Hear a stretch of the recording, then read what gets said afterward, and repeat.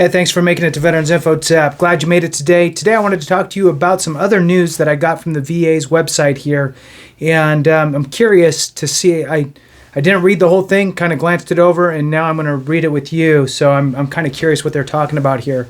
So it says VA, and again, this is from the horse's mouth, right? So this is from the Office of Public and Intergovernmental Affairs. And it says VA and the National Federation of Federal Employees reach key agreements to better serve vets and support VA employees. So let's see what they're talking about here. And hey, please, if you haven't, hit the like button, subscribe, share with a friend, all that good stuff. Helps to get this word out in front of folks. And one of the reasons why I'm pushing out this information, this VA news, is guess what? It's a government agency that's paid by our tax dollars and serves us. So if we don't know what the heck's going on with them, what's the point, right? Somebody needs to keep them accountable. And you know, if there's something that goes weird or haywire or doesn't seem right, you know, all of us would need to then reach out to our congressional members and put a little bit of pressure, right? It's not like it's overkill. It's not like you got to put in all this work. It could simply be a phone call or a letter. But I'd much rather know what's going on and have an opinion about it than just walk around blindly and pretend like things are just, you know, happening for me because I'm a good person, right? Because that's not how this stuff works. So anyway, that's my soapbox. All right, let me get off of that. Here we go. All right, so let's do this again. So the VA and the National Federation of Federal Employees reach key agreements to better serve vets and support VA employees. This month, VA reached 3 key agreements with the National Federation of Federal Employees, the NFFE, that will help the VA better serve veterans and support VA's employees. Specifically, VA and NFFE agreed to memorandums of understanding that will, and then it's got 3 bullet points here. So already there's a weird flavor to this because it's probably benefiting the VA employees, and then they're able to say that because the VA employees are better off for whatever, then that means that we as the veterans will be better off. So by way of bettering the VA employees, we will be better. So let's figure out what they're talking about. 3 bullet points, like I said.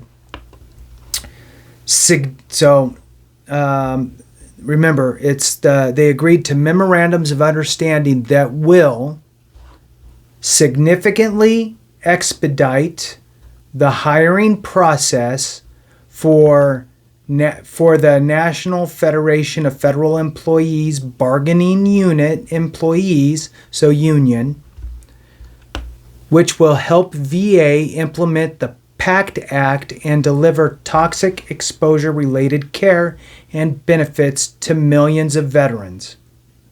Okay, so they're going to significantly expedite the hiring process for this union's bargaining unit employees. So in other words, if there's a bargaining unit within the VA, which it sounds like it is, that is part of the VA workers that are working on the PACT Act toxic exposure-related claim stuff, the VA has worked out a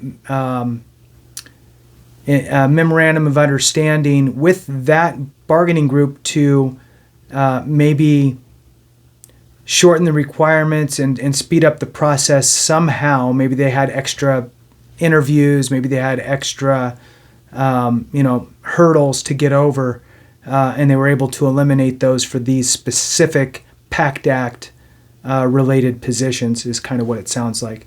So I'm going to read that one more time. Significantly expedite the hiring process for National Federation Federal Employees Bargaining Unit employees, which will help VA implement the PACT Act and deliver toxic exposure-related care and benefits to millions of veterans. Okay, I think that's a good one. Even trying to read into it a little bit, I think that's good. Number 2, second bullet. allow National Federation of Federal Employees, bargaining unit employees to use an additional 160 hours of unpaid leave related to the birth of a child, adoption, or foster care. So, whatever it is currently, they're allowing them an additional 160 hours. Remember, typical work week 40, so 40, 80, 160 is essentially 1 month, 4 weeks. So 4 additional weeks of unpaid leave. Now, you have to be, in my humble opinion, you have to be in a pretty good financial spot to be like, I'm going to take another month of zero pay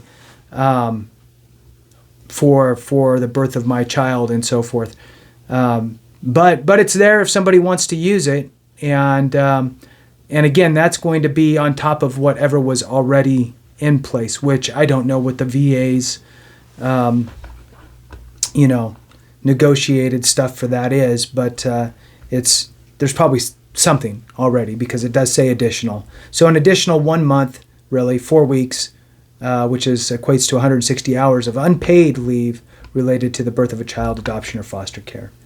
So the next one, third bullet, allow the President of the National Federation of Federal Employees to delegate official time, which will help NFFE grow and develop future leaders and successors. I'm not sure exactly what that fully means. Allow the president of that union to delegate official time. So the fact that it's a MOU, the Memorandum of Understanding with the VA, means that this is not, the employees that are just non-VA employees that are, they work for the union. These are union represented employees where this MOU would take effect. So there must be something here where they'll have representatives that work at the VA, so their full-time job is the VA, but then they act as kind of a liaison with the union and the VA, kind of like a spokesperson's the wrong kind of word, but they're basically little side hats that they'll wear as union representatives within their organization of which they work, in this case the VA, right? So maybe it's allowing some additional time to have them do other things. I'm not quite sure. If anybody knows, throw it in the comments. All right, these new agreements so that's the 3. Agreements are part of the VA's broader efforts to support bargaining unit employees and execute the executive order on work organization and empowerment. More than 9,000 of VA's public servants are represented by NFFE, so 9,000 union represented employees through that specific union. And the way unions are too is that there may be other unions that are also represented throughout the VA, right? So on the healthcare side, there's probably, there's one for nurses. So, but for this one specifically, so NFFE, including VA nurses, medical officers, pharmacists, and social workers. That's funny. So they're all in this bucket. So that's interesting. These new agreements provide critical support to VA's public servants, which in turn help us better serve our nation's veterans, their families, caregivers, and survivors, said the VA secretary. A unionized VA workforce is a strong VA workforce, and we at VA are proud to work with NFFE to continue delivering for vets. More than 79% of all VA public servants are bargaining unit employees, so nearly 80% are union represented, and VA is committed to supporting them as they serve our nation's veterans, their families, caregivers, and survivors. Over the past 2 years, VA has taken several key steps to support these employees, including reestablishing the National Partnership Council, a forum for open communication between labor leaders and VA leadership. 2, restoring official time for doctors, nurses, physician assistants, and other Title 38 employees, meaning that these employees can work hours to conduct union business. So that's what we were talking about. That was that third bullet. Conduct union business and advocate on behalf of their coworkers. So that's exactly what I was saying, like representatives that actually work there. So this really seems to be heavy on the medical side, so probably VHA specifically, to provide the care and so forth. Reestablishing yearly, number 3, reestablishing yearly and semi-annual labor management meetings with VA union partners. And 4, including the unions in the decision-making process for critical employee-centric decisions, such as the creation of the VHA, so the healthcare side, so the Veterans Healthcare Administration Reboot Task Force to address employee burnout. So with that, I'll go ahead and conclude it. That is the additional information. Although it is saying VA, we all know VA is a three-headed monster, and this is really specific to the VHA side, the Health Administration side, and being able to deliver on the care for the to deliver the toxic exposure-related care and benefits, right? So that's what that is. Appreciate you. Thanks again. Have a great one. And remember, if we don't take care of each other, something went wrong.